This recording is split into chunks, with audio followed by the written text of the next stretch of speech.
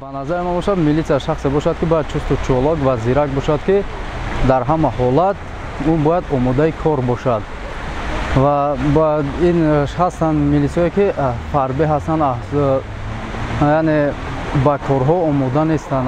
Хуб мешуд ки агар милисиё аз қафои яъне ба варзиш бисёртар машғул мешуданд, ин беҳтар мешуд ки чусту чолокии худро аз даст намедоданд.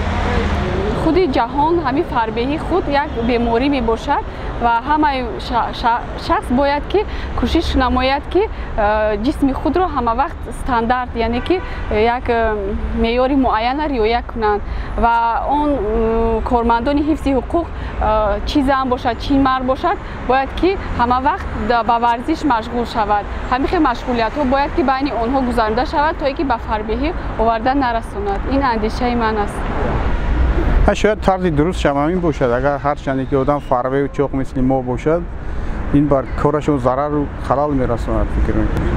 اون آدمایی که فرض کردن وزن زیاد دارن اصلا وقت داشتن که خودشون اصلاح کنن، چون اصلاح نکردن شاید بر منفعت کار این میلیسا نباید باشه. اکنون اینجا به فکرم کمک اهمیت دادن در کار که شاید نقش اینا در دوره جنگ شهروندی زیادتر اینا به اینوبت گرفتن در کار. اینا مونده شدگی هستند، خدمت‌های کلان کردگی باشند. امروز اونا نمیتونن یک خط زده از سیستم بیرون کردن. بعضا کریتریا به فکرم باشه که این نتیجه و یک کس به اینوبت گیرن. جسور و چالاک باشند، ما را در هر یک دقیقه محافظت کنند.